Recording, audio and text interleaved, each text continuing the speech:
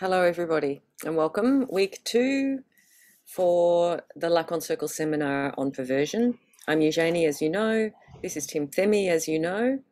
A reminder to basically keep your mics on mute during Tim's seminar, just for background noise and so on, and to guard against, you saying something that you don't mean to.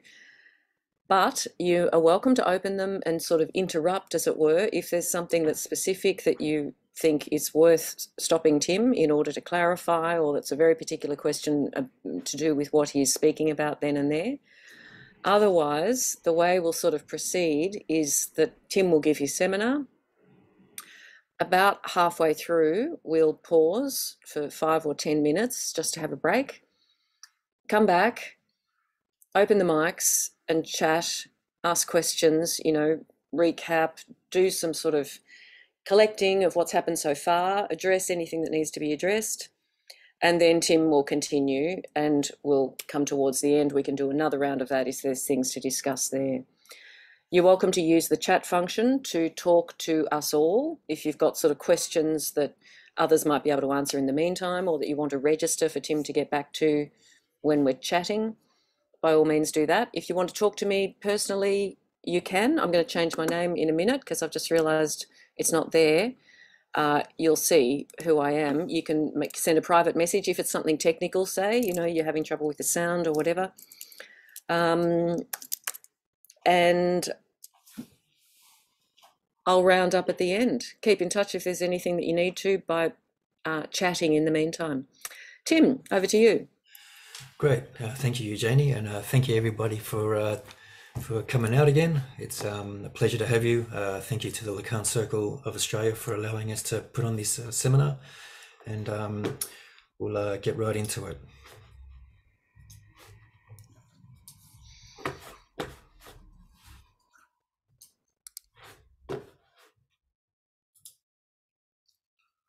Okay, so here we are in week 2.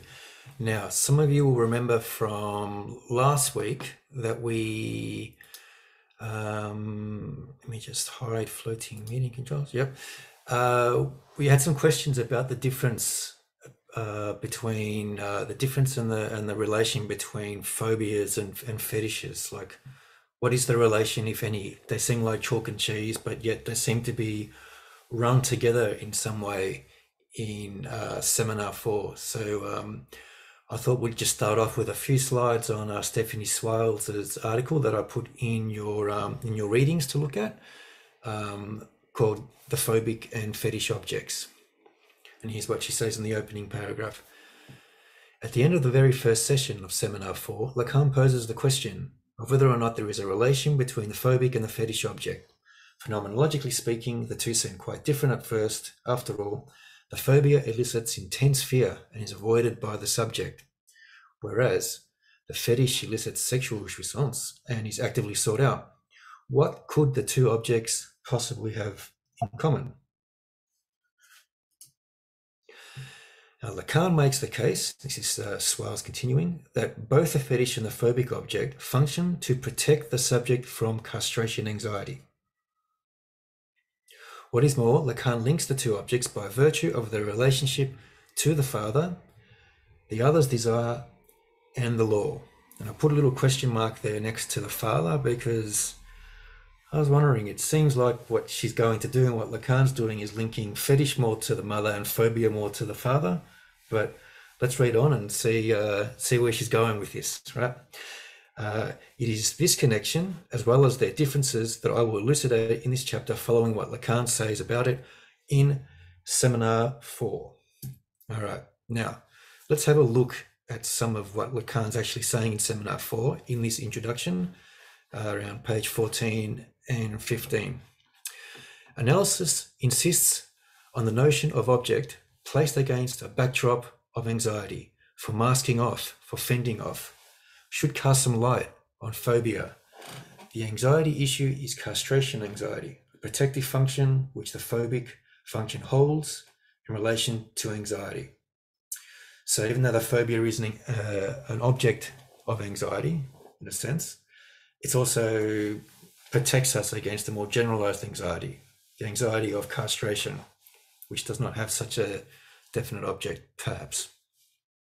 In another register, Lacan continues, the fetish and fetishism, from the object relations perspective, also articulated as a protection against the same anxiety, castration anxiety.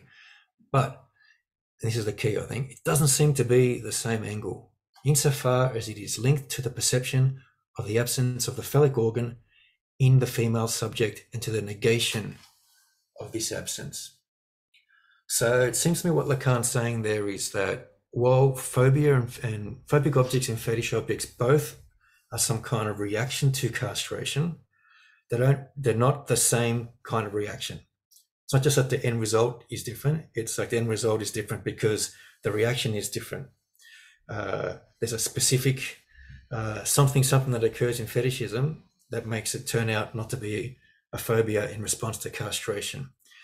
And what he's saying here is it's linked to the absence of the phallic organ in the female subject and to the negation of this absence. Now, if you said to the disavowal of this absence, maybe it'd be a little bit clearer at this early stage, in terms of in the sense that Fink and Swales think disavowal is specifically the mode of defense against castration of perversion, of the perverse structure based on fetishistic disavowal. So maybe something like that is going on in the difference here. And so what would phobia be? Phobia would not be reacting to castration anxiety through disavowal of the absence of the maternal phallus. Phobia instead might be repressing it. Right? So we have a difference there between repression and disavowal that may lead to the difference between phobia on the one hand and fetishism on the other. That is the working hypothesis. Let's go on page 16. So I imagine we're still in the introduction here. The question is whether there is a relation between these fetishes and phobic objects. What constitutes the functional difference, as both are centered on the same backdrop of fundamental anxiety, as a protective measure, as a security measure? So these are sort of the similar phrases he's using earlier. Oh, sorry. The fending off, the masking off, security measure, protective measure. What relation is there between the widespread use of the word fetish and the precise term to designate a sexual perversion? To establish anew the term object relations and restore its truth value, which is what it's going to try and do in the entirety of Seminar 4, which is a intervention into object relations. Okay. So interesting also to consider here this, we had a question also last week from Sandra, I think it was, about the male masochist position, whether little Hans not being able to integrate his penile function or his phallic function may have gone on to be some kind of masochist, like the character, what's his name, Leopold von Massoch or something like that. Yeah, he wrote that, and this is from a film loosely based on that book, and the main character has this sort of moment where he actually cites Freud near the start, the male protagonist, when he's watching the female protagonist here sort of masturbate through a crack through his wall, and he's remembering how he got into this, and he's saying, yes, what is it, why am I doing it? Yes, I remember now, when I was a child. What was it Freud said? That man is the sum total of the traumas of his childhood. So the traumas of his childhood are leading him to have this sort of perverse structure or this specific fetish. And a specific fetish means then like letting the woman know what he was doing so he can get in trouble. And why? Because when he was a little kid, he has the flashback. He saw his chauffeur and his nursemaid or something like that making love in a room, and he was spying on them in the cupboard, and the nursemaid caught him, heard the noise and caught him. And when she saw him, she said, "What are you doing?" and gave him a huge slap. And that huge slap like sort of made him sort of like, dive onto the bed and start crying. And then she felt sorry for him. She said, "Oh, don't worry, come here," and just held him to her naked breasts. And while he was still sobbing because he just copped a really big one. And that was the moment. That was the moment of fixation where this protagonist then has this specific fetish. Now, the issue that you often get with these sorts of genealogies, if you like, is they don't go all the way back to the initial Oedipal material, right? And so, as an example of this, I'll also show, if I can get it up here. Is that the one? That's not the one. Let me just stop share for a little bit and get back into it another way, because it's very common to when you hear people who there we are, talk about their kind of sadomasochistic fetishes or their kink, that sometimes they don't go back at all, and in fact that they don't really like talking about it. Other times they will go back to a sort of what looks like a primal scene, but only very vaguely, and doesn't quite go back to the Oedipal material. So we only really get an earlier form of the symptom, perhaps, right? So I'll just show you this documentary quickly, and so you can sort of get a sense for what the community's like from an analytic perspective. Now, share screen again. Yep. And let's try it. Okay. If pornography was high school, we would be the goth table. Go ahead, put your arms behind you. Are you okay like that, Jesse? Can you balance like that? Anything's bad? Anything pinching, you know? You're good? Okay. But if I'm going, oh, and you're going, does that look like it hurts? Do you guys have the straight jacket up there, or is that something that we have? People probably really think that we're all gimp mask wearing maniacs in here. And it's interesting to kind of come in the building and be like, no. What have shit? Okay. Most of these people go home and they're normal. Yeah, give me another 5 minutes of putting together. And why do people do these things like this? I don't know. Why do we do anything? Well, we're going to tell you what to think. Okay. We are going to spank you because it feels good. I think BDS&M is a very confusing thing to account. Many people tend to see BDSM as abuse. That's a huge misconception. I had a friend who said, you're contributing to the downfall. I was like, wow, that's harsh.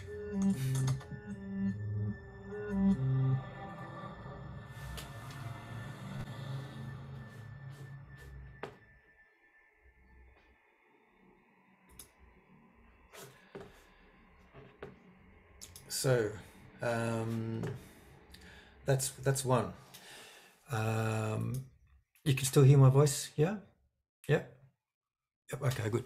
And it's interesting, like to hear them the way that, like, there's a lot of attention paid to safe words and stuff like that, and it's all about like the gentleman who had that guy tied up. It was all about like hitting him as if it was hurting and telling him, no, you got to like scream more. You got to like make me believe that like that this actually really, really hurts. He goes, all right, I'll try. And he'd try and scream louder.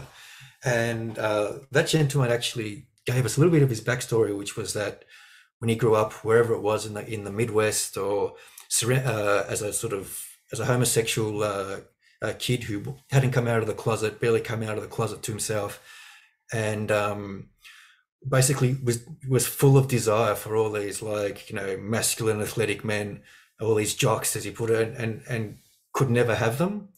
And so he developed this fantasy that one day he could like capture them, tie them up, and do whatever he wanted to them. And so you see this sort of double formation where he's doing something sexual with them, but he's also getting revenge on them, revenge for this sort of rejection and perhaps the marginalization he felt at the time.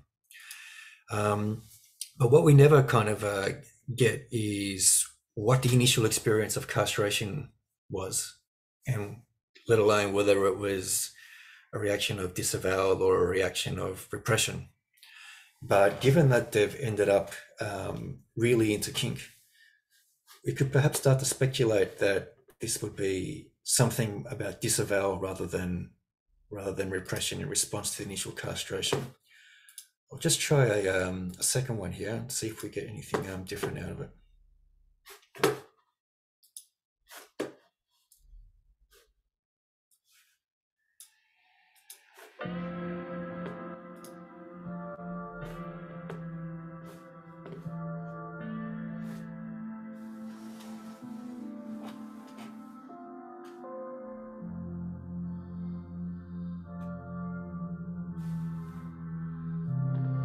idea that the government wanted to ban some of my favourite sexual activities, like spanking, verbal and physical abuse, even if consensual. There was face-sitting, female ejaculation. It drove me absolutely bananas. And calling these obscene, if you're not into those things and you just enjoy what's considered normal sex, then that's absolutely fine. I'm never going to tell you that that's not okay. But I enjoy fetishes, and I'm never going to stop enjoying them. And I want to keep telling people that whatever you're into is absolutely fine, and don't let anybody else tell you how to run your sex life.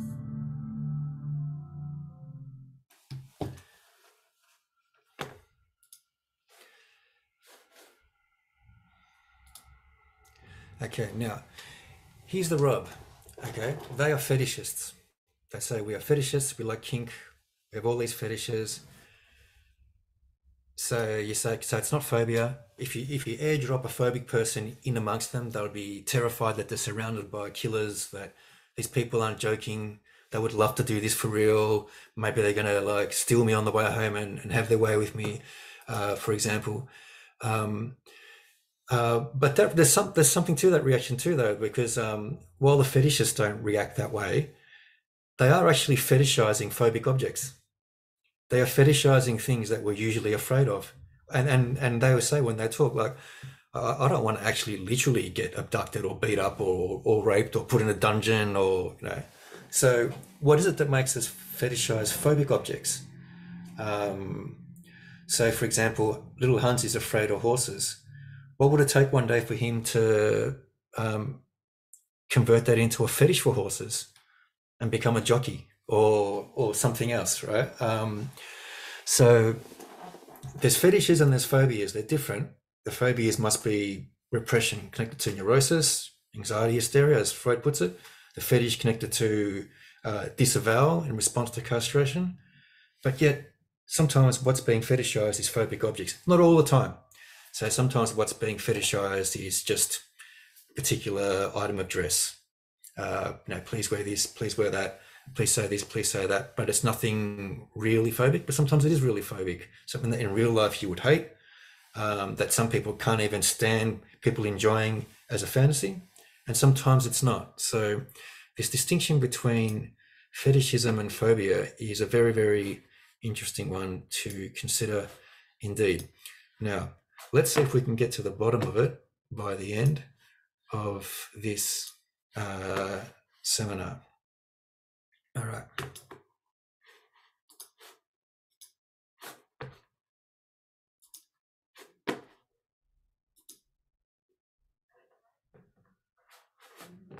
Okay.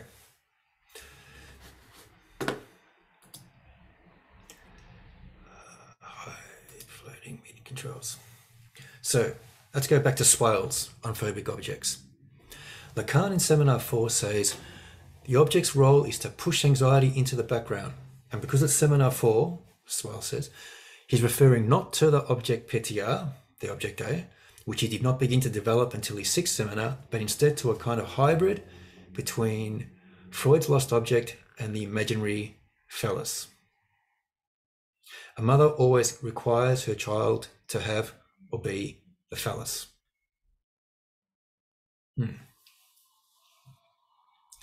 Freud's intervention was based on the assumption that Hans's anxiety was rooted in a fear of castration rather than a wish for it. So we know what Freud says there, that Hans wants to be separated from his mother. He's afraid of being separated from his mother. So his father becomes like the phobic horse becomes like his father, who's going to punish him for wanting to coax with his mother, right? That's what Swales is saying Freud thought. Optimally, Hans's father would have intervened, separating the child from his mother. This is where First coins the term paternal metaphor. But what Swales also says there is that there's also a little bit of a reversal where while Hans is afraid of being separated from his mother, he's also afraid of not being able to be separated from his mother. It's like, I'm getting so like bound up in the mother, I don't think I could ever be separated from her. So there's a sense where, okay, separating gives him anxiety, but the inability to separate also gives him anxiety. So there's a little bit of a paradox going on there in the role of the paternal metaphor. Now, Swires continues. The phobic object functions to crystallize the child's generalized anxiety related to being identified with the imaginary fella. So this is the phobic object. That's not about finding a substitute for the mother's missing phallus. It's about being the mother's missing phallus, right? The child as the phallus for the mother. But the phobic object crystallizes the anxiety into a feared object, converts it into something specific. Hans transformed his fear of being devoured by his mother into a fear of being bitten by a horse. From then on, the mother's bite or insatiability for Hans was transferred to the horse to function as a phobia or as a temporary paternal metaphor. So if we look at, all right, cool. If we look at the famous lambda schema here of Lacan's, named lambda after the Greek letter L, which is lowercase, which is that line and that line, to indicate that there's no passage from the big other, from the symbolic function, from language, to the subject's unconscious, das es, the id, or the signifying aspect of the id, cannot be articulated, stays unconscious because the subject is caught up in some object relation along the imaginary axis, some kind of mirror play, where the message from the big other can't get through.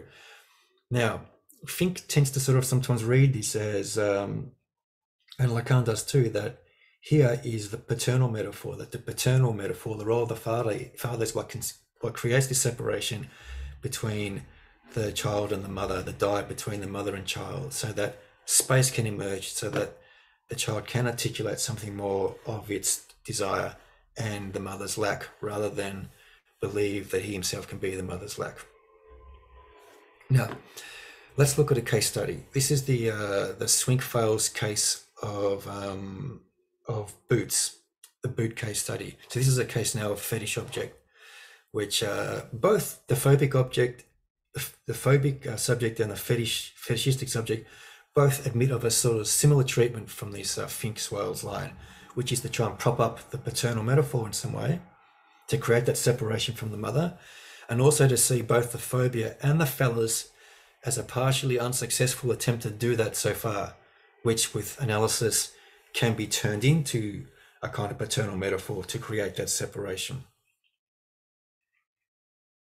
So reading from the case, and this is Swales talking about Fink's case. And Fink's case, I think, is written up in the that chapter on Fink that I gave you in the readings, on his chapter on perversion. Now, his mother, this is the case, the patient, W. W's mother read him a story about pirates who wore tall black boots. She viewed these pirates as real men, unlike her husband, whom she considered to be too weak to fill the shoes or boots of her own strong father. And here's the rub again. We're not talking about ordinary fetishism here. Somebody likes a bit of boots. Yeah, honey, can you wear these boots for me tonight? Sure. And if you wear the fireman costume, no, this is a different level. This is, he would actually put on his father's boots when he first masturbated. So that's something a little bit more immediate going on there. And a lot of the cases that Swales talks about are people who are, we're sort of beyond ordinary paraphilias sometimes. We're sort of getting to something a little bit unstable or excessive, which is why psychoanalysis is can be quite necessary there. Now, Swales continues, the boot fetish was a way to insert a father figure between himself and his mother, staging that the father was what the mother really wanted, bolstering the paternal function so as to achieve a perverse structure, but insufficient for W to become neurotic.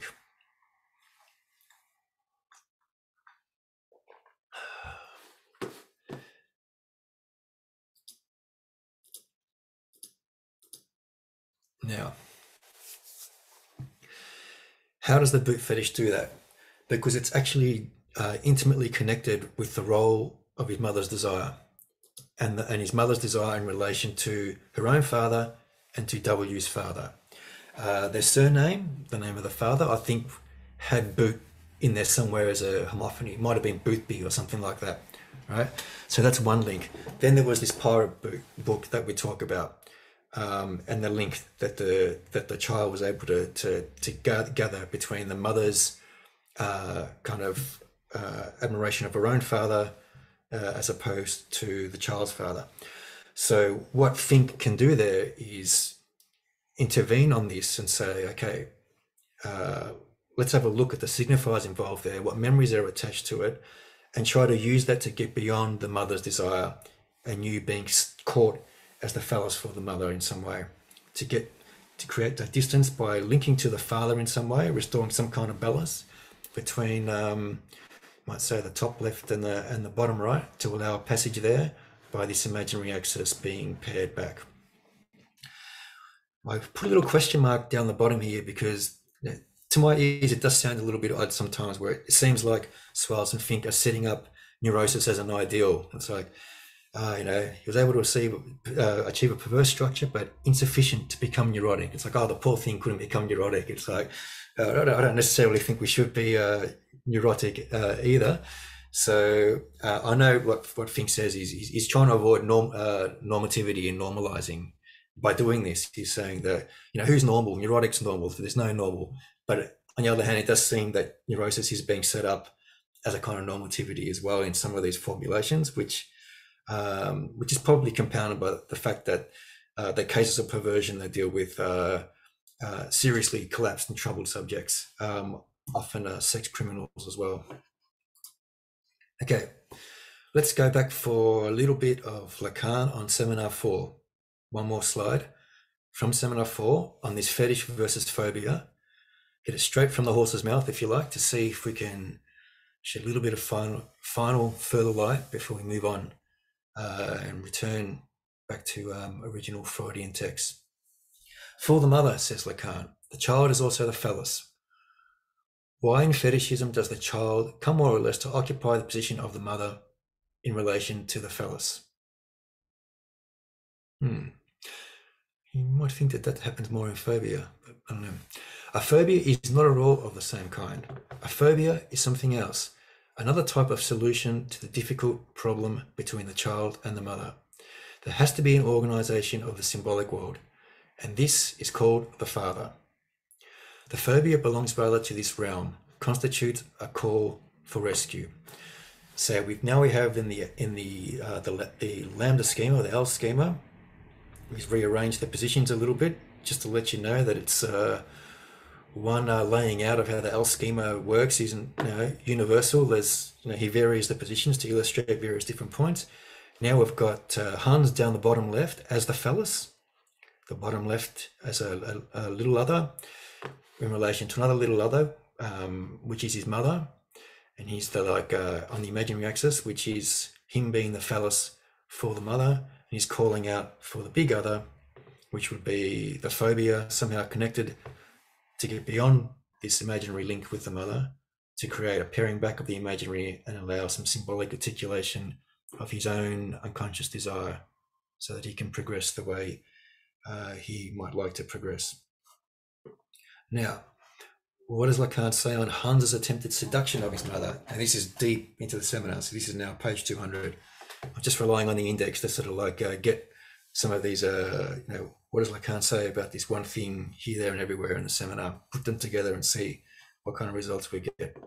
Now, the child was offering the mother the imaginary object of the phallus to give her complete satisfaction in the form of the lure by bringing in the big other, meaningless without this term. What's happening here is meaningless without this term, says Lacan, who in every case answers that he is the one who's got the true phallus, the real penis. So what Lacan's saying there is, rather than Hans trying to seduce his mother and saying, let's violate the incest taboo. It feels nice when I touch it, so why don't you touch it? Why are you avoiding it? Why are you dry me after the bath, whatever? Why don't you touch it? Why don't we, do this together? What Lacan, and she responds with a sort of ooh yuck, or that would be piggish, which is what creates the phobia for him. What Lacan's saying there is what Hans was trying to do was not just, or not wholly, or not so much seduce his mother into a incestual masturbation kind of pleasure, but rather get his mother to say, yes, that's the true phallus, that's the real penis, and here's what it's for, here's how it relates to the mother. I can't touch it because I'm your mother and not your wife. I can only touch your father's, and because I love your father, etc., we can do that, and that's where you came from. And when you grow up, you can do the same thing too, according to the incest taboo and the way it plays out, if you want to. But because they're saying that's what he was looking for. He was looking for a paternal metaphor where he could integrate his penile function. But he didn't get that. Instead, he got from his mum, no, I don't want to touch that. I'm not interested in that. I'm interested in you, yourself as a whole, being my phallus, substituting for my lack.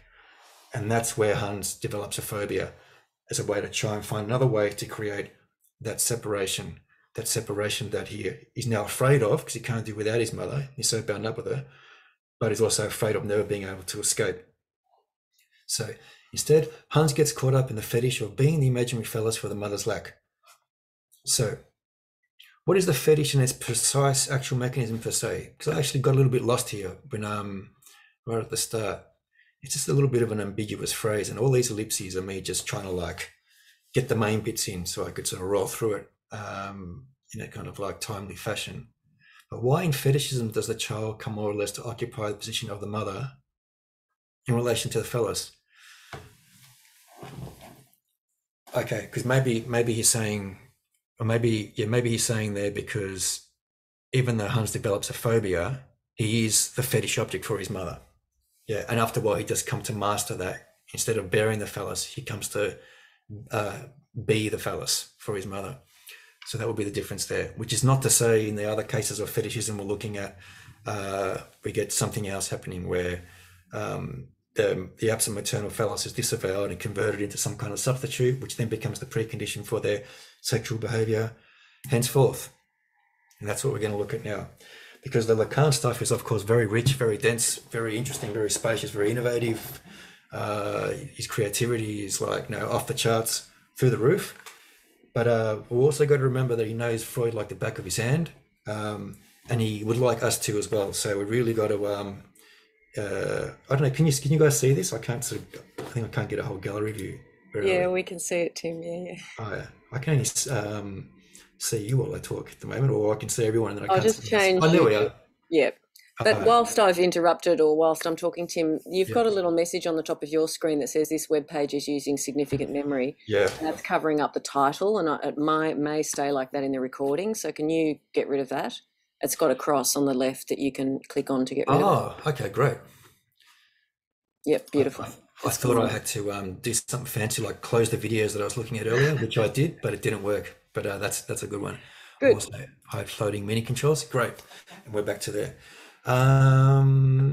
Okay, yeah. So as I was saying, it's a good idea to have these at hand. They're pretty cheap. Like this one was £15, $36 Canadian. So after a while, you'll eventually should build up and have them all at your disposal. And whenever Lacan mentions any single paper that Freud wrote, while you're reading that bit of the seminar, make sure in that same day or that same study session, you get that article out too and have a look what Lacan was talking about.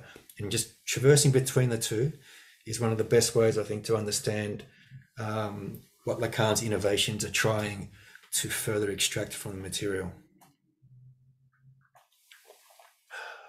All right. So let's have a look now at the famous 1927 article, Fetishism, right? And we're going to have a look at Strachey's introduction, because given that he's translated the whole lot, the whole 24 volumes or whatever, 24 if you can include the indexes and bibliography at the end, he's got a fair idea when certain things come up again and again and again and what the change is each time. So his introductions are always worth having a look at as a little gateway into the kind of topic, right? And he says, Freud's earliest discussion of fetishism is in his 3 essays of sexuality, 1905. What does Freud say on page 153? No other variation of the sexual instinct that borders on the pathological can lay so much claim to our interest as this one. So you can imagine Freud as a scientist in Vienna, and he's just seen a video like the ones I showed you on Kink HQ, or people wearing dog masks, tying each other up, saying, could you scream more? I want to believe it hurts more. And like people liking furs, people liking leather. Whatever your reactions as a human being are, there should also be reactions as a psychoanalyst, where it's like, this lays a lot of claim to our interest. Like, how is it that they ended up liking that? It's unusual. It's curious. Let's try and find out. Shouldn't we psychoanalysts know something about what's going on there? What the etiology is? Not just the half-baked backstories that never go all the way back to the Oedipal parent-child relation, but that do go all the way back there, to be more comprehensive in our understanding of the causal chain of events.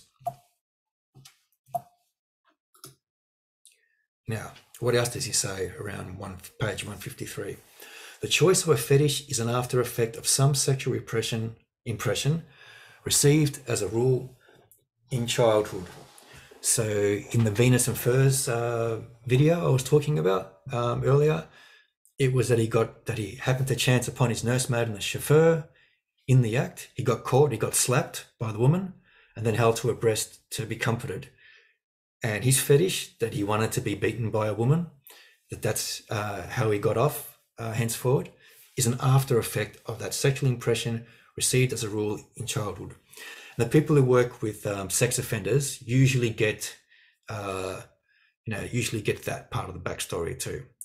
If they've been accused of a sex offense, they usually have to give some kind of explanation, and without going through an analysis, they can at least go back to some primal event. Is what I gather talking to people who work with sex offenders and reading some of Swales' material. Now, what does Stretchy say? Sorry if it's actually Stracky. I used to say Stracky, but then someone said Stretchy, so now I say Stretchy. Please correct me if I'm wrong.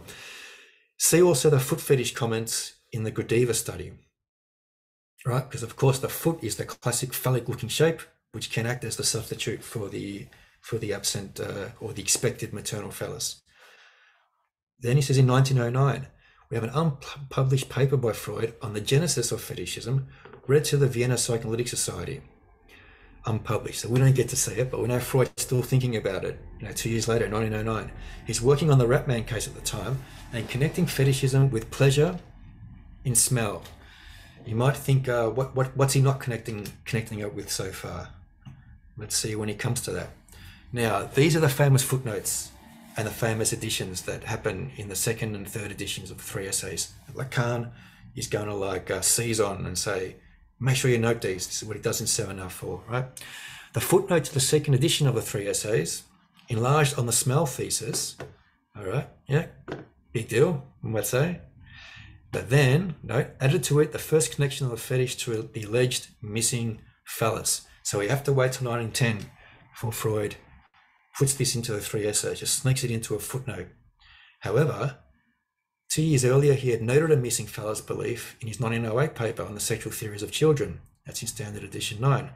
So if you're at home tomorrow and having a look at these slides or reading the seminar, make sure you go to your bookshelf and get some of these down and try and find where Freud says that, underline them, transcribe them into your notebook, see how Freud comes at it in different ways each time. And it really does work it over in the mind and sort of help grasp it sort of in the highest way possible. Now, shortly after these three essays footnote in 1910, Freud writes the Leonardo essay, which Lacan spends the final chapter in Seminar 4 talking about, where again he has the fetish standing in for the missing phallus. If one of your fantasies is to hear Lacan go on a long digression about different kinds of birds, you will love this final chapter of Seminar 4 too, because that's what he does. Because there's the whole thing where Leonardo has this dream of a vulture hitting him in the mouth with a tail, which Freud's reading as the maternal phallus. And then Lacan goes into this whole digression about, was it a vulture or was it a kite? Let's have a look at the different kinds of birds in Egypt. What was in the notebooks? And it's quite informative. Anyway, let's fast forward now to 1914. We have an unpublished paper. Again, so we don't get to see what he wrote, but we know he's still working on it. A Case of Foot Fetishism. Explains it as a residue of approach to the woman's genitals below, which is one of the probably the most well-known kind of articulations of fetishism in Freud. So it's starting to emerge now. 1915, he adds this explanation to a third edition of the 3 essays to the same 1910 footnote. So this is page 155 of Standard Edition 7. So if you look at it, you know, in the Standard Edition, you've got footnotes that take up half the page. Well, that's what the 1910 footnote did, and then he made it take up 3/4 of the page because he added a 1915 footnote in underneath that. That's all on 155. Now, fast forward to 1916, 1917, the introductory lectures, number 22, discuss a similar case study of foot fetishism being residue of a past approach from below. And you can note other common fetishes can form from this moment. Example, fetishism for undergarments, for suspenders, legs, body as a whole, other particular parts, and so on. A residue of the approach from below. So it could either be something that resembles the elongated phallic shape the child expected to find, or it can be the last thing that veiled it before he got the surprise of, it's not there, there's something different. Well, what does that mean? So there might be a fetishizing of the furs, because it might have been the pubic mound covering what was there, or what the mother was wearing, or what the sister was wearing. Most likely it will be the mother. Now, Strachey's intro continued. 1927, finally we reach the famous fetishism paper, right? And this is where he introduces the specific mechanism of disavowal, Verleugnung. He actually uses the term Verleugnung, involved in fetishism, which was previously noted in connection with the general discovery of difference, the anatomical distinction. And he previously noted this in the infantile genital organization, 1923, the economic problem of masochism, 24, loss of reality, neurosis and psychosis, and the psychical consequences of the anatomical distinction between the sexes, 1925, and a real mouthful. Okay, no. This 1927 fetishism paper links disavowal and fetishism to the splitting of the ego, but already notes this splitting to occur in his obsessional neurotic patients, which is a kind of, as Danny Novus likes to point out, a kind of blow to the Finkswale's attempt to say disavowal is linked to fetishism as a separate perverse structure in Freud and Lacan, where Danny Novus will say, but already in Freud he's saying, look, my obsessional patients exhibit splitting of the ego all the time. It's not just the specific mechanism of fetishism. So we have a little bit of indeterminacy there in the Freudian literature, and Fink's going to try to meet that criticism in the chapter 9 that I gave you. Was it chapter 9? I think it was, yeah, the perversion chapter from his book on Lacan. Now let's have a look at the two posthumous papers, 1938, 1940, the London sessions after Freud was sadly run out of town by a particularly bad political movement. Now, the two posthumous papers, Splitting of the Ego in Process of Defense and the Outline of Psychoanalysis, had also widened this notion of ego splitting to occur in modes of defense other than fetishistic disavowal, such as repression and thus perversion in general. So all hopes of us treating Verleugnung disavowal as a specific thing that determines what makes fetishism and a perverse structure a separate thing seem to be dashed at the moment, because in 27 and in 38 and 40 we have three separate instances of Freud saying, I see this splitting process in neurotics as well. Now, Strachey also reckons there's prefigurations of ego splitting at the start of his 1896 draft K letter to Fleiss, the neurosis of defense. They do not lead, that's a typo, sorry. They do not lead to anything settled, but to permanent damage to the ego, a malformation or an alteration. That's what this splitting does. Also, in this neuropsychosis of defense paper, it is a draft 4, the first paper, section 3. This is the one that Lacan had us look at during seminar 3 as well, where Freud says the ego rejects the incompatible idea together with its affect, as if the idea had never occurred to the ego at all. The ego had fended off the incompatible idea through a flight into a psychosis.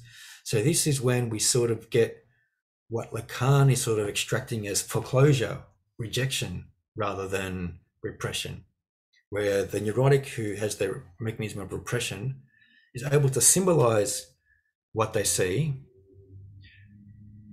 but then repress it after the symbolization, whereas the psychotic is so thrown by the discovery of castration that it gets rejected before it gets to even symbolize it. So there's no symbolization. That's why you get the gaps in language in psychotic subjects.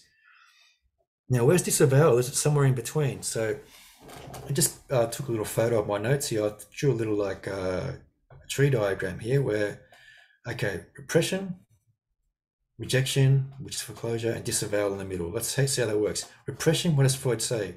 You got the idea and the affect. Repression comes in. Well, all it does is displace the affect onto a substitute idea. So it's not as if the ideation hasn't occurred. We've been able to symbolize what we saw, but we've pretended we didn't feel the way we did when we saw it.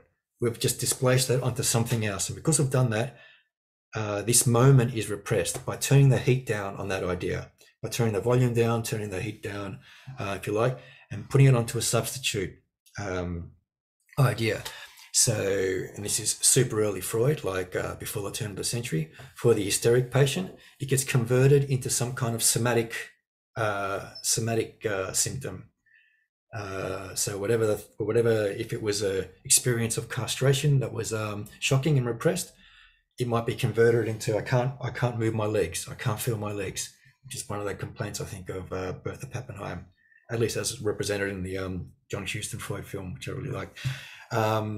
And if it's an obsessional subject rather than a hysterical subject, rather than being converted, this displaced affect into a somatic function or somatic symptom, it gets converted into some kind of phobia, right? Like suddenly I'm afraid of horses. I don't know why, but if there's a horse out there, I'm not going out there. Or lions or tigers and bears, even though I've never seen one before in my world. You could see horses in your world if you were Huns back in those days. But today it might be something like spiders. Spiders are everywhere, especially in Australia. You can see spiders everywhere. So that might be a phobia that seems a bit more realistic as well. Right, so that's the difference there.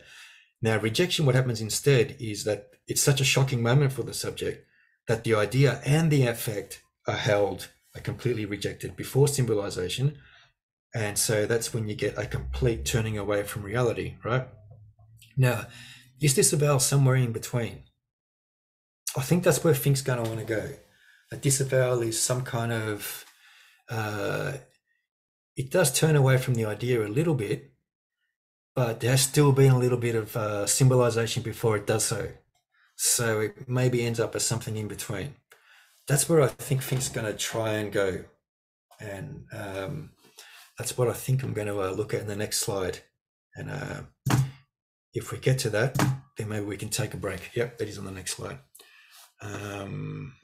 Okay, so the Fink book that I'm talking about is updates available. Thank you very much. This one here, right? Clinical Introduction to Lacanian Psychoanalysis. And there's a whole chapter there on perversion, which you've got. I think it's chapter 9 from memory. Yeah, it is. I wrote it up there. Now, Fink's chapter 9 on perversion. He is the one that theorizes a sharp difference between perversion, neurosis, and psychosis by reference to the mechanism of disavowal, verleugnung. What's Freud say about this in Fetishism, in the Fetishism paper, 1927? If we wanted to differentiate more sharply between the vicissitude of the idea as distinct from that of the affect, and reserve the word verdrängung, repression, for the affect, then the correct German word for the vicissitude or destiny of the idea would be verleugnung, disavowal. So, with repression, what's being worked on or defended against is the affect sent somewhere else to a substitute, a phobia or something wrong with the body. Whereas that's the destiny of the affect, the feeling, the emotion. Whereas verleugnung, disavowal, it's the idea that gets worked on somehow and sent somewhere else. So what is this mysterious process of this idea being sent somewhere else in disavowal? So what do we have in Fink? Neurosis is repression. Only the affect attached to the ideation or perception is repressed and displaced onto symbolic substitutes, ideations, and things. Right? Say, for example, the initial discovery of sexual difference, castration. Psychosis is foreclosure. Both the affect and the ideation or perception is scotomized, rejected, abolished, and no proper symbolization has thus occurred. For example, in Schreber and to a certain extent, Wolfman. And then perversion is disavowed. Only the ideation, not the perception or the affect, is displaced onto a substitute. Ideation of fetishized things through elongated resemblances or fixated in time what was last seen before the absence unveiled, say the screen memory. And note, there is only really an absence of the maternal phallus relative to a child's false expectations about genital and anatomical difference. Because it's, as we sort of discussed last week, it's unable to compute anatomical distinctions yet because it's just a little kid under the age of 5. But what Fink says on this, to clarify, one sees nothing only if one is expecting something in particular and mentally notes its absence. So if you weren't expecting to see a phallus there, you wouldn't have the experience of castration. You'd have the experience of difference, right? But because there was the expectation that this fear of castration came along, it was there and now it's gone. It's like a false absence. It's an absence relative to a false expectation, is what Fink wants to say. Thus, what is involved here is not perception per se, but a thought related to a particular perception. So that's why it's not psychosis. So it's not as if the child doesn't see a vagina. It's that the child doesn't see what it expected in its mind, a penis. That's what gets disavowed. Yeah, so I think that's what Fink's going to try and get to with how disavowal can, despite all the contestations and all the controversy, count as a separate clinical structure to help us understand the differences between neurosis, psychosis, and perversion.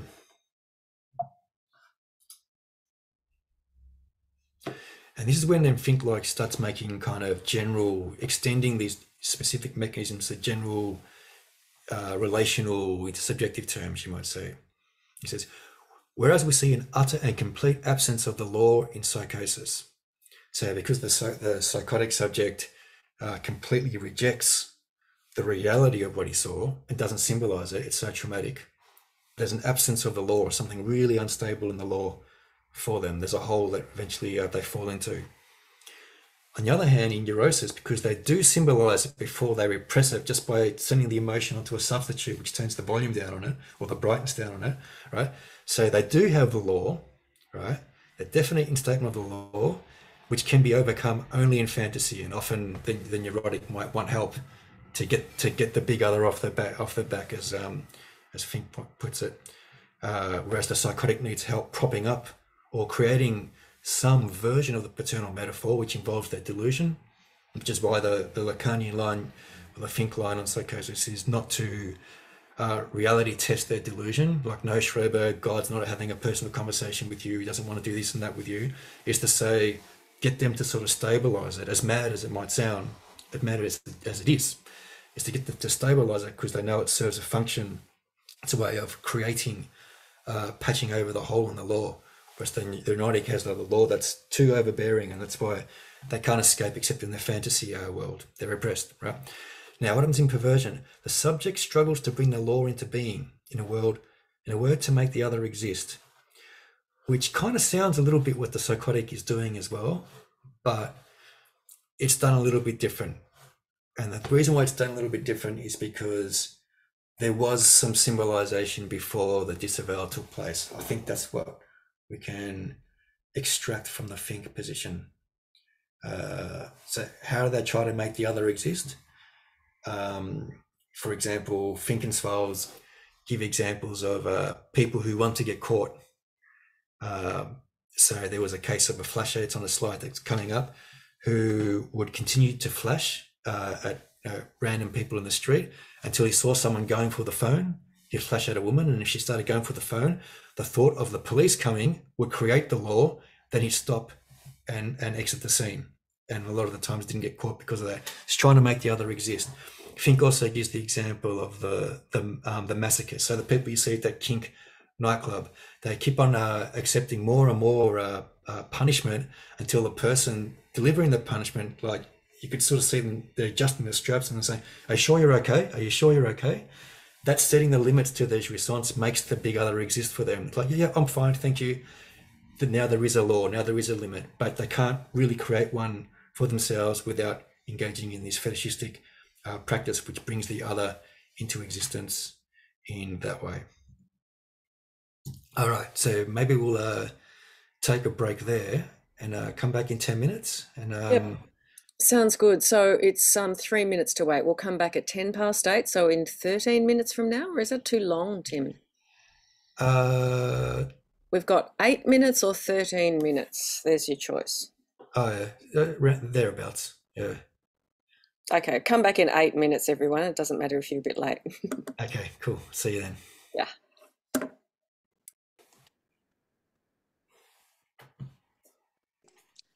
I have some comments. It's wonderful how you've sketched it out, because it seems to be giving me some, flashes of structure forming that responds to the questions about where is this in relation to that. And I think one of the most helpful sort of things that you've quoted is the question about how the child, I don't remember how it was articulated, but it was about from the position of the mother, taking on the position of the mother. And I think if we think about that in terms of perspective, in the sense the child is in that context, what they have in terms of symbolic resources, which connects to what you said about the father. So if we think of the father, the name of the father is the symbolic resources, the total symbolic resources networks, avenues, branches in the construction of knowledge. And knowledge is the capacity to handle the experience of being human, with its passions, with its curiosities, all of that. So that's, in a way, it's kind of pre-sentient process. It's a pre-intellectual sentient process, the simple hydraulics of the forces at play and how they push the subject to this or that.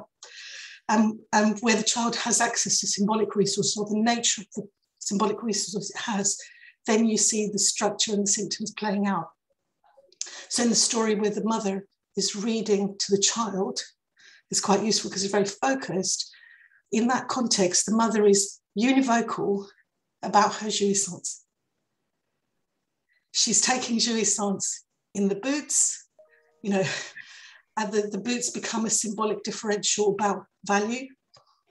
She's enjoying the castration of the father, where he's diminished, the actual father of the child. So the boy hasn't got many options that are acceptable. If there's equivocation in the mother's position, then that implies desire. So, this all came to me just from what you presented. So I think it's a really useful starting point to look at some of those examples in terms of what the subjects have actually said about their experience. So it just seemed to be a bit of a compass, which is a rare thing to sort of have that come together. So that's all. So thanks for that. Oh, thank you. Very interesting comments. It's like the issue of the case W, who really likes the boots. It's kind of some subjects who are really into kink or fetishes don't like the question of why they like this and not that, or why let's be specific. I don't think they can answer it. So, in my experience so far, because remember, that's the sacred point of passion for the subject. They haven't symbolized that. That's why it's such an exhilaration. Where the symbolic goes, that's why Lacan says, jouissance is forbidden to him who speaks. So the moment you've symbolized it, you're not going to be able to enjoy there because you've symbolized it. You've taken a distance. Well, that is a risk.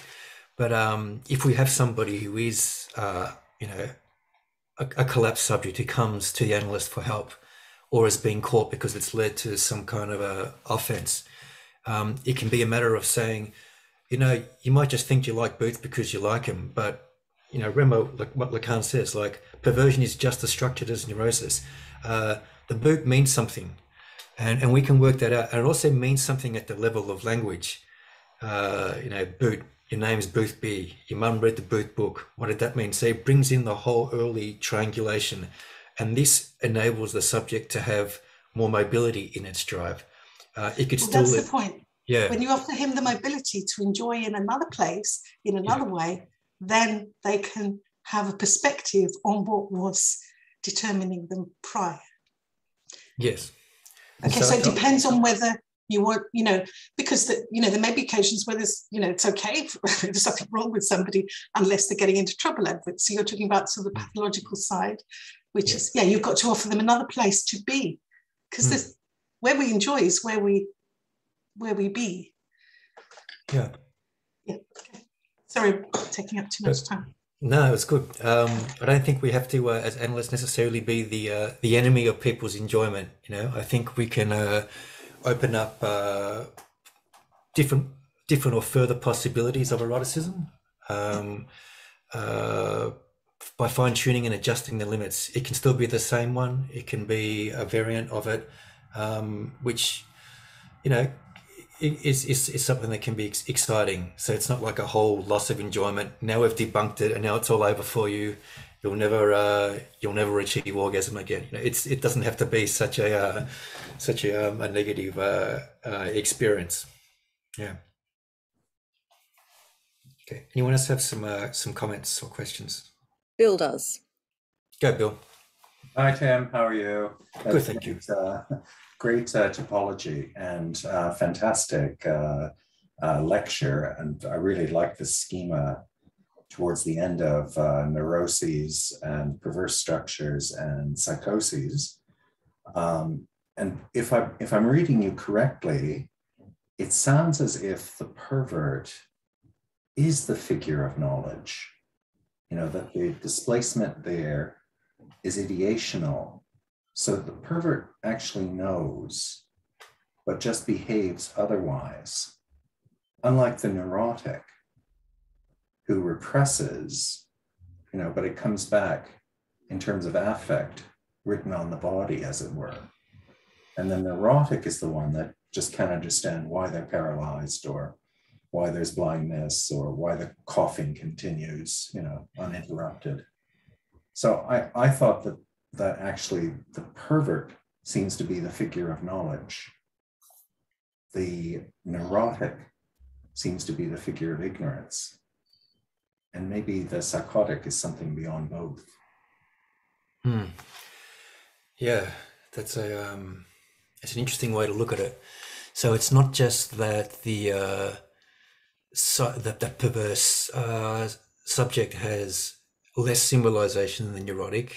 It's that it's different in kind, because it relates to displacement of the idea of the ideation rather than a displacement of the affect. Right. And that would sort of tally with the sort of the idea you get out of Freud that that the perversion is the positive of the neurosis, or that the neurosis is the negative of the perversion. That the perversion is able to do in the real world by going to these kink clubs or whatever, what the neurotic can only fantasize about.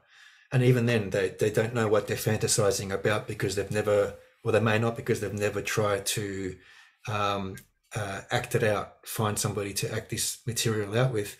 And in doing so, they may get closer to a knowledge of it, which is not to say there's not still disavowal there, and that I can't go all the way, that they still probably can't go all the way back, but there is a sense where, relative to the neurotic, there is more knowledge of jouissance, which is kind of what you're saying, right? I guess so. I guess also what I'm saying is that the pervert is really located firmly in the symbolic, but carries with him a little piece of the imaginaire, which is the substitute object for the phallus. And I suppose that's quite different from, let's say, the phobic, who seems to be trying to appeal to the symbolic, to disrupt this imaginary that they're locked into. So I know that shifts us away from neuroses, but there's another duality, and it's something that came up in the reading group last week. But there's a passage in the object relation, an oblique, cryptic one, but it might be a clue to underwriting this tension where Lacan talks about, whether something is a little piece of the imaginary lodged in the symbolic, or a little piece of the symbolic that's being appealed to rescue one from the imaginary. And to me, it seems to encapsulate what's going on with the phobic and the fetishistic.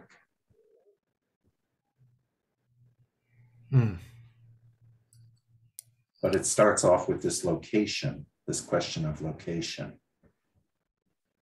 And the phobic is imprisoned in the imaginary, whereas the pervert, is the king of the symbolic and is, the happy chappy because he's got his little piece of the imaginaire there. He's got his maternal phallus with him at all times, whether it's the shoe or the... In his pocket, as Lacan says. Yes, absolutely, Eugenia. Yeah. So can I just go on from there, Bill and Tim, because this is, it's related. It's another avenue, I suppose, of what you're laying out, Bill, and that is the Deleuze and Guattarian positing of Lacan, if you like. Deleuze in particular was a very devoted student of Lacan's, but then, moved out and rejected him altogether and wrote a book called Anti-Oedipus and so on. And in the Deleuze and Guattarian structure, which is a little bit perhaps like the Finkian structure or proposal of how these three categories can stand, theirs is something like this. The psychotic would be dealt with. Here's an aside, they were part of the anti-psychotic movement, so they were fiercely opposed to the psychiatric institutionalization of civilization. The psychotic should move toward their psychosis, and if they could possibly confront it, they would find that there was nothing on the other side of it. That nothing would be the name of the father, if you like. Like there would be something there like a phallus, that's like a nothing. So they would then find a sort of exit from their psychosis.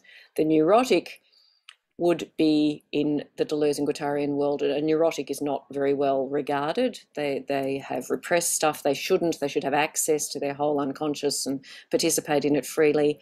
And the pervert in the Deleuze and Guattarian world would have his object in his pocket, as Lacan says, or have their perversion, their boots. Well, it's a fetish, but have the pervert is the optimal position to aim for, in as much as you have disavowed something, but you've recognized it, you've lodged it, and you act towards it.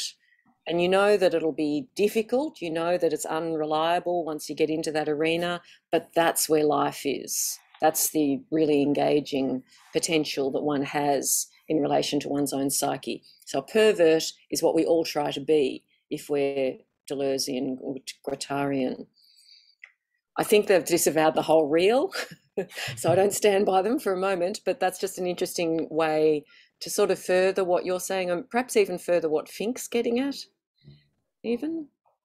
I'm not sure, Tim, if you can contextualize any of that. Or it's hard to think of the fetishist as because the equivalent of the maternal phallus that the fetishized is something imaginary, because there was never ever a maternal phallus.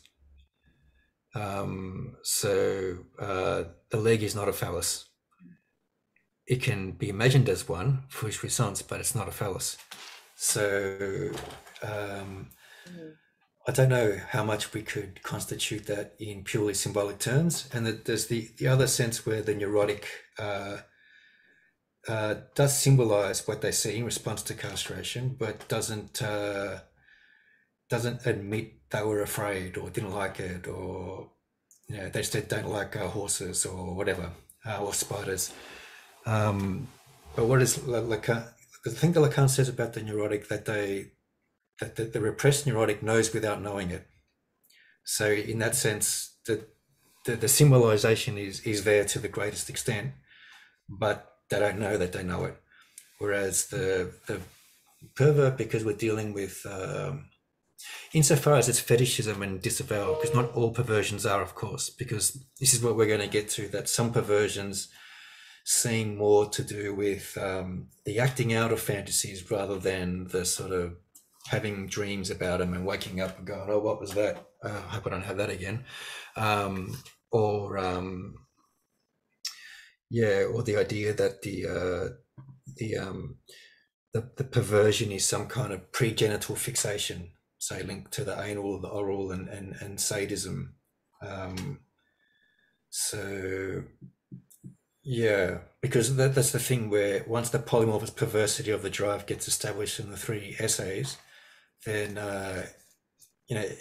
everyone's perverse in a way, because the drive has a perverse trait which is there in all the structures. Like even when you look at Paul Schreber's fantasies, they're quite perverse. It's all couched in religious terms for him, so he doesn't see it that way.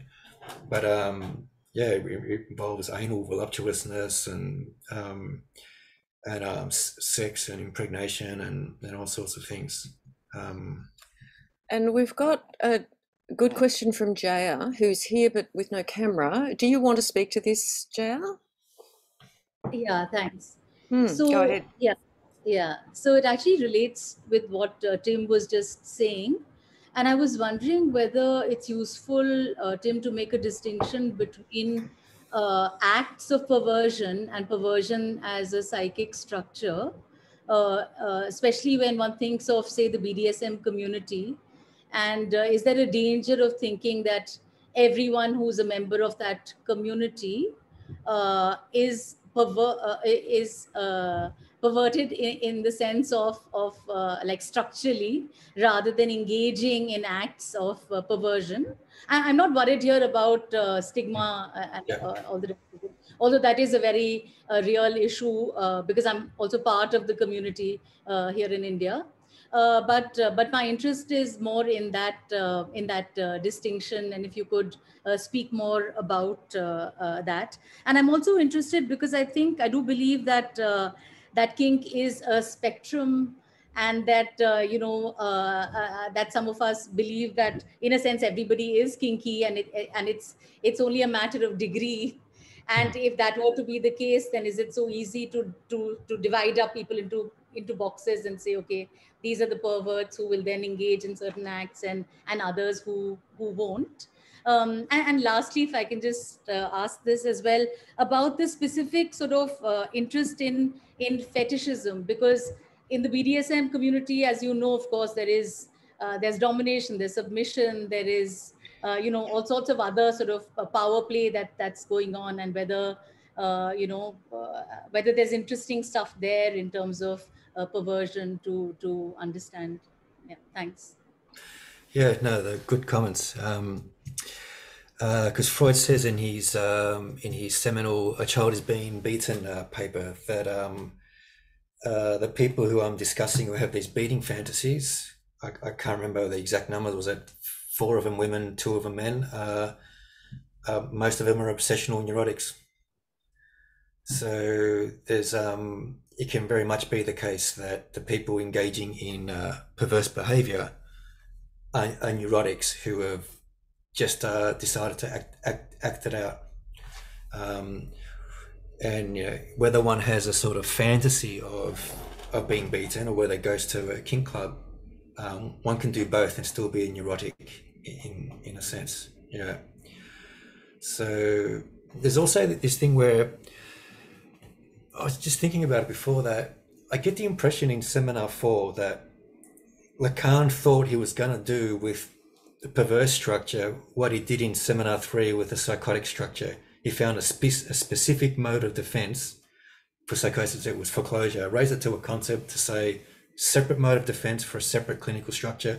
And that in Seminar 4, I thought, I'm going to go for this again, and it's going to be disavowal, and it's going to be a separate mechanism for a separate clinical structure, the perverse one, linked to fetishism, and then maybe kind of maybe gave up, or maybe didn't follow it through, or maybe you thought you just moved on, which you sometimes do. Like Aaron Russell was giving his seminar last semester on Seminar 17. He got to the end and said, "Did you enjoy the 4 discourses?" Because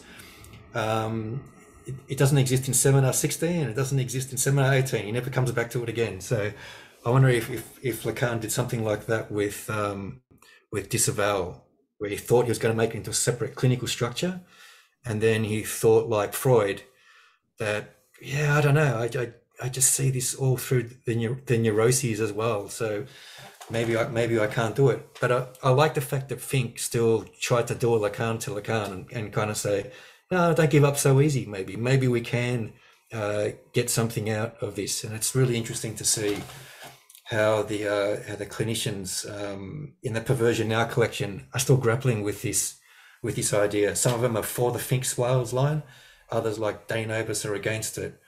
Can we articulate a separate perverse structure, and is it always linked to disavowal? It's an open question, which nothing to be embarrassed about. Like, I was looking at a discussion by senior theoretical physicists about trying to link the macro and the micro in physics. 25 years ago, I looked at this question, and it seems like it hasn't really moved on since.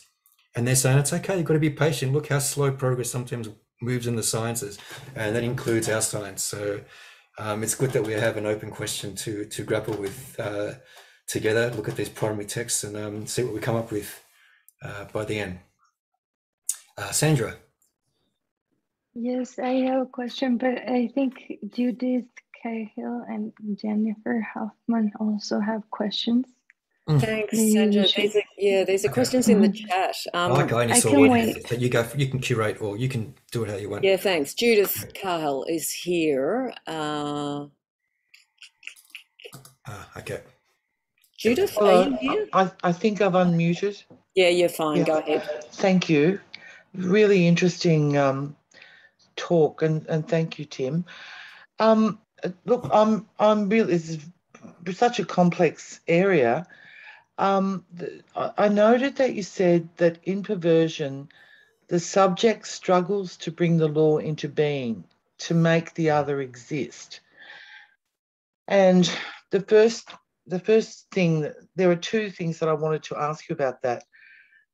And I have to say, I am pretty much an old feminist. So a lot of this stuff really strikes a chord when I see a lot of the images, and I see one woman killed every week and so on. So it's pretty relevant. I just wonder, firstly, how do we move, if we talk about perversion, how do we move from playing a game as such in our mind to actually inflicting pain or violence on the other? Because I think that there must be some point where someone can have, and this links with my second question, which is about the definition of symbolization. And I think this is still unclear to me, because you said that symbolization can be the act, I think you said it can be the acting out of a fantasy. Can it be that, or is it just thinking about it, or is it acting? So acting in real life. Okay. So is that, I know that's a pretty unclear question, really. Yeah, maybe we can have three separate things. There's like the fantasy, or like a dream, like the child is being beaten fantasies, where the subjects talking about it have no idea what these fantasies mean. They sense it's something sexual, but they don't really get it. And through Freud's interpretation, he says, okay, you want your sibling beaten by your father to prove that you're the favored one. Then the beating is like you want to be penetrated by the father, or be penetrated by the maternal phallus, if it's on the other side. And then you have somewhat, so in that space of dream or fantasy, they might not be able to work out what's behind it. It's just a play of signifiers, and they don't know what it means. Now, they may go act that out with somebody, but through role playing, through those communities, through consent.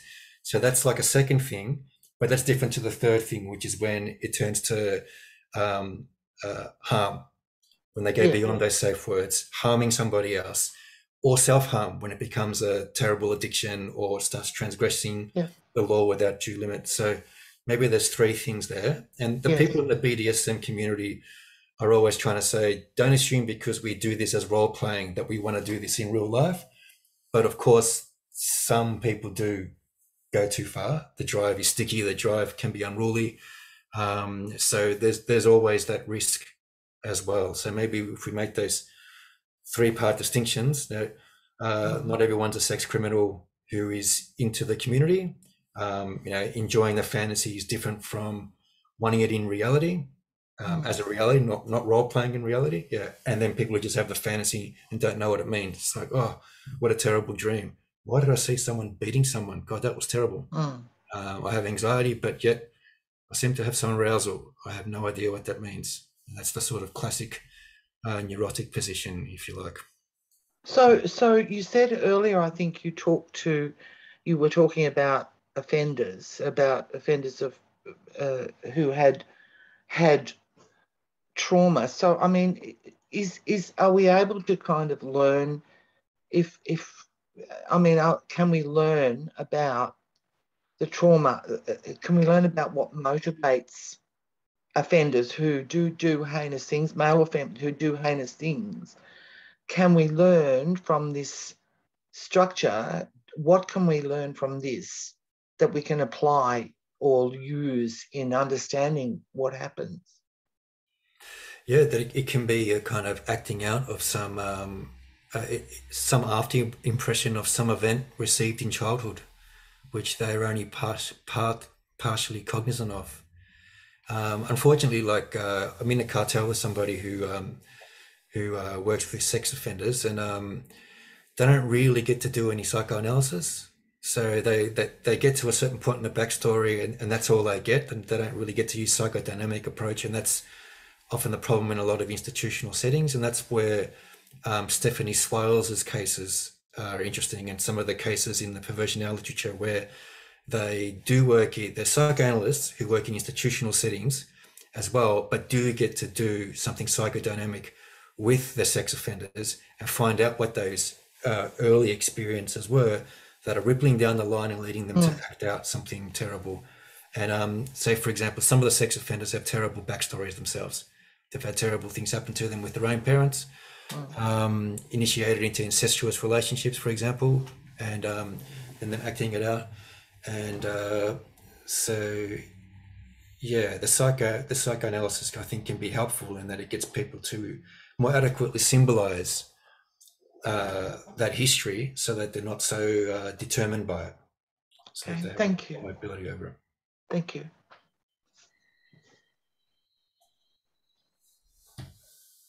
Jennifer has got a question about kink, people that practice kink but aren't really fetishists. Go ahead, Jennifer. I think you've already sort of covered a large part of this question in your answer to one of the previous questions where, but really the sort of the question I had was regarding the element of fantasy as a point of differentiation between the neurotic who's enacting a sexual fantasy as occurring in the sort of space of BDS&M, and the sort of the relationship between a pervert and the object of their fetish or whatever sort of other practice that they're engaged in. Does that make sense? Like, I think I was just trying to conceptualize the idea of a person with a perverse psychic structure having a sexual fantasy, and it just doesn't. I was just curious about what your thoughts were about about that. Does that make sense? I got a little bit lost. So was it? Well, I guess to be clearer, do you think people who have a perverse psychic structure have sexual fantasies, or are their relations to their practice just, this is what I like and it's a totally unexamined thing? Yeah, it's a good question. Like, for example, somebody who likes to pretend to beat somebody or likes to be beaten themselves. Is that a fantasy or just a fetish? Yeah. What's the relation between the fantasy and the fetish? It seems to me that the fetish is more linked to the absence of the maternal phallus. So it's not just about the beating, but perhaps the whip that's used, or the boots that are worn, or maybe, I don't know. But whereas the beating fantasies that Freud talks about it seems to be everyone's a neurotic who has a fixation at the pregenital anal sadistic phase.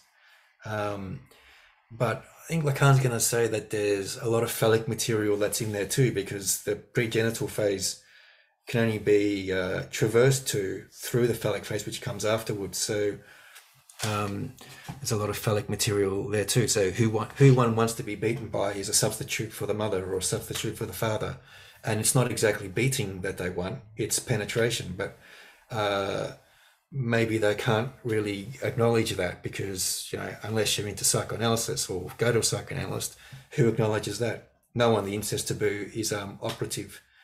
It's interesting actually when I've listened to a couple of dominatrixes talk. They complain that their clients want them to play the mother, and they're kind of grossed out by it. I don't want to be someone's mummy, like mummy, my son, like that's gross, like that's incest. And I was like, oh yeah. Just read some Freud.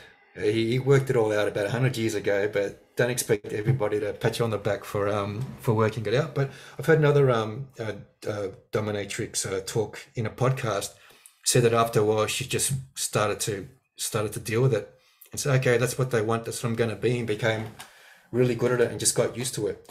But yeah, she's still not really able to acknowledge or understand that the incest taboo is there because there was an incest desire beforehand, and that's part of the primary repressed material that could be leading to these desires or these fantasies or these acts in later life. But it's an interesting question, the idea about the fetish, if it's just a really pure fetish, like the slide I've got coming up next is the patient of Freud's who said that the woman must have a shine on her nose. Must be a kind of shape or whatever, right? Maybe the typical shape of the phallus he was expecting when he first, discovered his mother, because the German word is glance. Glance after Nase. Glance in German means shine, but he was originally born in England, so he knew full well that glance also sounded like glance, a look. It was a look at the nose or a look at the phallus that then became the nose, which became a shine on the nose. But there's a sense where you could say the fantasy is that his mother never lost the phallus. It now occurs in this shape of the nose that he really likes, and that's how he's able to enjoy. But yeah, whether you want to call that fantasy or not is a good question. I suppose it's rather a difficult question because I can't imagine a pervert would ever find themselves having their fetish being the subject of an analysis because they would just be so okay with it. Yeah, but there's always the complaint from psychoanalysts that they never get to see them. They're out having too much fun. Exactly. That's right. Yeah. Perverts don't show up at psychoanalysts' offices. And a question from Sandra. We better make that the last one, and then you can keep going, Tim. Just very quickly, what has been ringing a bell or striking is that there was one of the readings from the Perversion Now, a fragment that you sent, is that perverse actions or acting out or the perverse structure is in a sense a call for phallus. And I was wondering how how would this be like related to like all of this what we've seen. I think there is because for example, if I have I do something perverse that's considered perversion, am I asking for there to be like a certain distance from, and why would this be the case? And this is again like little hands trying to put a certain distance, right? I don't know if what I'm wondering makes any sense. And so I don't know. There's the phobia is the sort of when Hans tries to allegedly tries to seduce his mother, which in a sense it maybe in a sense was right. It was what he wanted was his mother to acknowledge that he is the bearer of the true phallus, the penis, which is what she wants, which she gets from his father, so he can grow up and be like his father and find a substitute mother when he grows older. But instead, he resolves his phobia by having a fantasy that he married his mother and had kids with her. And then because he likes his dad too, he got to marry his mother and have kids with her, and they all like lived happily ever after. So he never quite have made it to that sort of, that sort of position where he was able to find that distance. So it's the phobic object that's a call for distance from being the mother's phallus. Now Fink tries to sort of treat the fetish object in the same way as like the phobia, but in a way maybe less successful in some ways.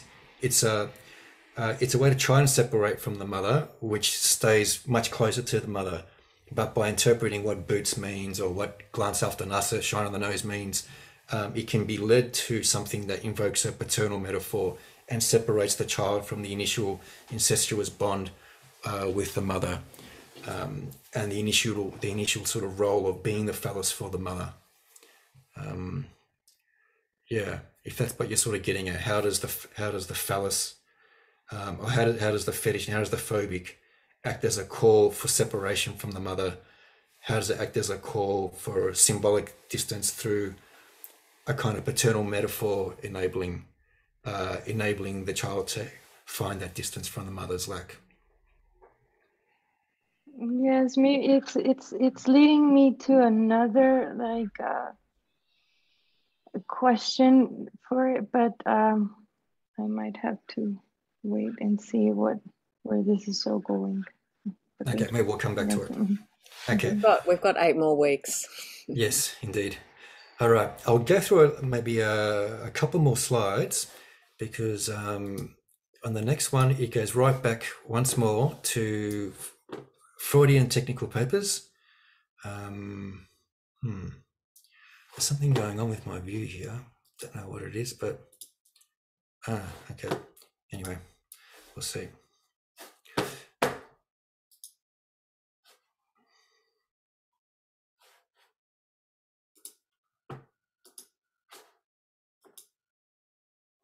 Okay, there it is. And where were we up to? Right here. Or the one after this. Okay.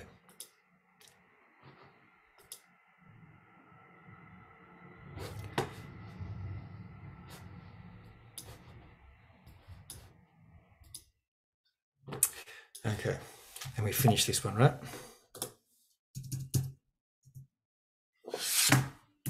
Let's go. Why is the castration complex so significant?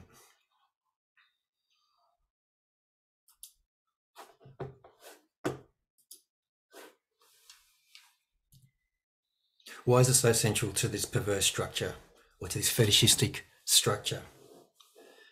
What's Freud saying in The Splitting of the Ego in Defense? Practicing masturbation, the particular subject he's talking about, is courted by his energetic nurse, and he was threatened with castration. Henceforward, he cannot help believing in the danger of castration.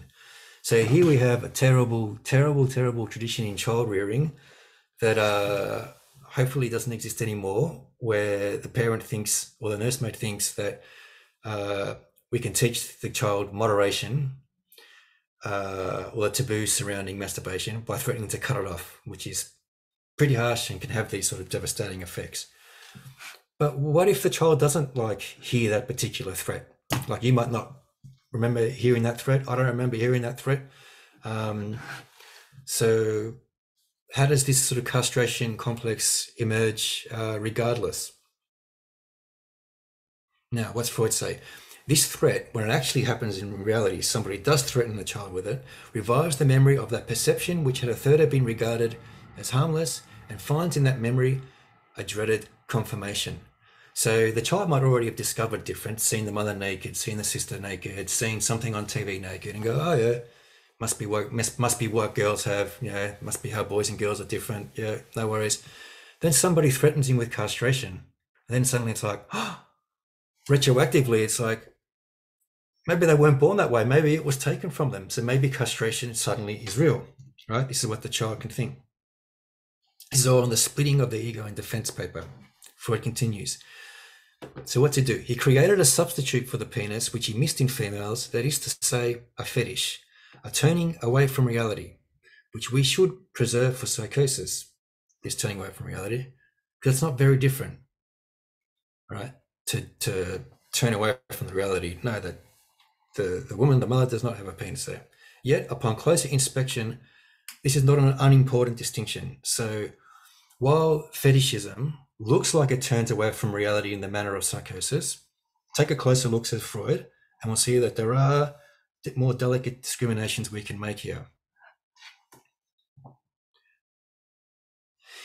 Because the subject or the child did not simply contradict his perceptions and hallucinate a penis where there was none to be seen, which is what, say, a psychotic subject might have done, like maybe that's what Schreiber did, maybe that's what Wolfman did.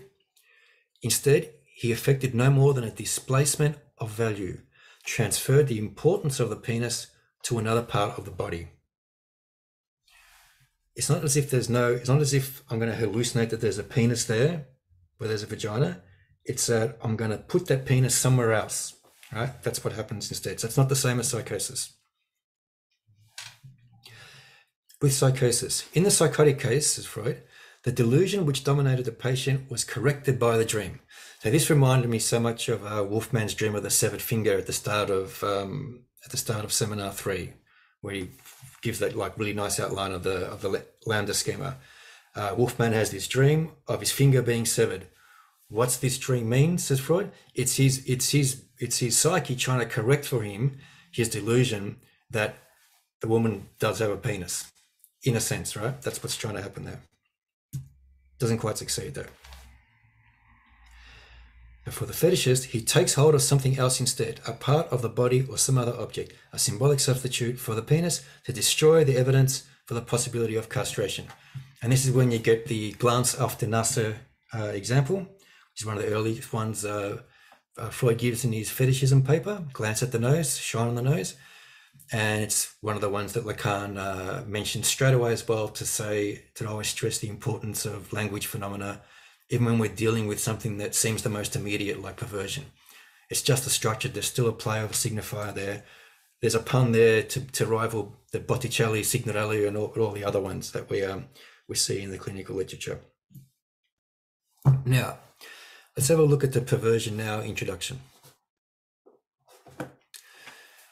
Now, this is okay. We encountered a recurrent tension between the idea of perversion as a universal feature in the fantasies of neurotic subjects. All right, so if someone's having a fantasy about being beaten or beating someone themselves, that sounds pretty perverse, but the patient is neurotic, right? But it's in their fantasy. As opposed to when we have perversion, which seems rather as a distinct and particular psychic structure which manifests in acts. So that's one way to distinguish between neurosis and perversion. Neurosis has fantasies, perversion goes for acts. Not necessarily criminal acts can lead to that, but at least some role playing with actual people. In each case, there is the question of a response to the problematic, the threat of castration, of loss.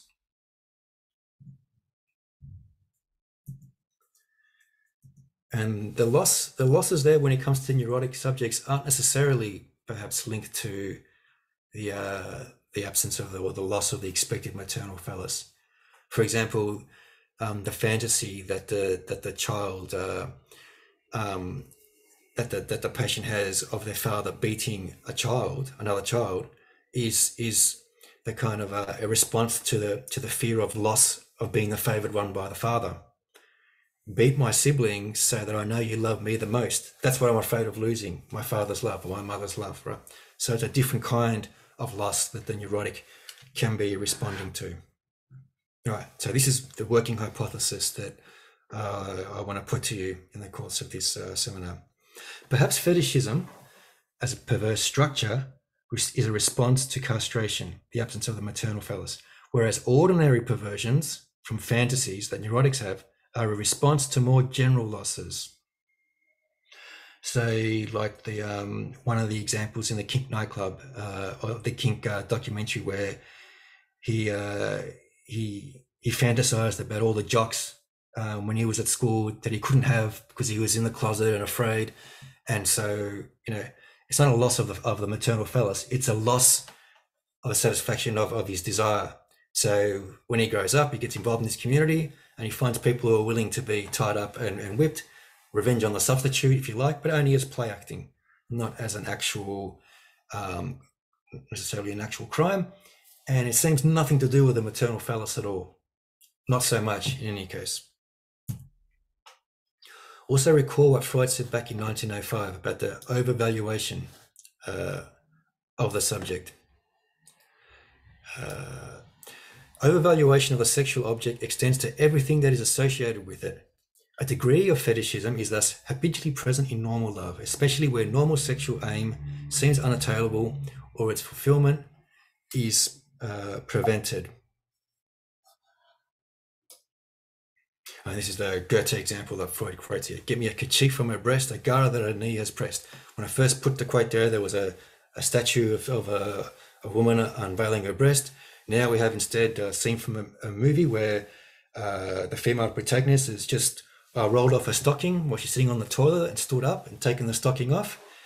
Now, I say an ordinary pervert, if you like, or an ordinary neurotic with ordinary, just a degree of fetishism through the evaluation of the object might be really turned on by this, and the male protagonist was, because of the sort of slow striptease and stuff. But the actual fetishist might sort of walk up and say, move aside, love, pick up the stocking, put it in his pocket, sniff the toilet seat and jump out the window, and you never hear from him again. So there's a sort of difference in levels sometimes that goes on here, where the actual fetishist, someone with an actual perverse structure, really strongly related to the initial experience of a loss of an expected maternal phallus, the fetish is almost there as a substitute for the object. So the people who are doing those beating fantasies in those BDS&M communities might not be consummating the act at all. It's not part of foreplay, it's the whole play. Not always, some people might be a mixture between the two, but for some, the fetish is itself the object. I think I was talking about this with Russell early in the year, and it was like if somebody turned up to the grand final of AFL football, watched the pre-game entertainment, and then went home, paid for the ticket and everything, because for them, the foreplay was the main play. You might be, where are you going? Like, the game hasn't even started. Yeah, no, I've got what I wanted. I've got the stocking, see ya. Or I've seen the pre-game entertainment going. But the main goal for everyone else might not be as pressing for them. It's the fetish as separate. And this is what may be specifically linked to the absence of the maternal phallus. But then again, that doesn't work for the case of the beating fantasy. They want to do the beating, but don't necessarily want to take it to a sexual act. But that's because they might not have interpreted the beating as a metaphor for penetration. And they may not have done that because it was a link to an initial incest desire, which is what Freud says about his patients in The Child is Being Beaten. Actually, I might make some slides of that to start off next week, because it seems like it might be a good time to go to that. All right, so we have any examples of a sexual overvaluation of an object for Freud here, akin to, but not necessarily, a fetish structure, when some fixated for element seems to substitute for the act itself. That's when you have what looks like a more specific fetish structure. Take the stocking, see you later, and go home, rather than stay there and play with the woman. Neurosis. Fantasies with perverse traits, response to general losses. Perversions. Actions with perverse traits, response to the specific loss of maternal phallus. Castration leading to a fetish. So that's what I'm sort of toying with at the moment. That might be the key to what's going on here. All right, that's probably the end of the slide. So it is. So maybe it's 8:57. So it is. It's come around quickly. It's time to wind up. That's right. Thank you, Tim. Another full session. Once again, the recording will come out to you. It's a good thing there's recordings don't you think? Because there's plenty there, and a lot of it whizzes by. Thank you all for your participation. You'll get an email with a reminder, and that's the recording and the slide presentation. Those things go into an information file in the Google Drive. It's also got the readings, but there's a file there that contains week by week all the recordings, but I'll put it in the email as well, so you can just click on it and get to it that way. Keep in touch if you have any problems or queries or anything during the week. Contact at lacancircle.com.au. Same time next week. See you all then.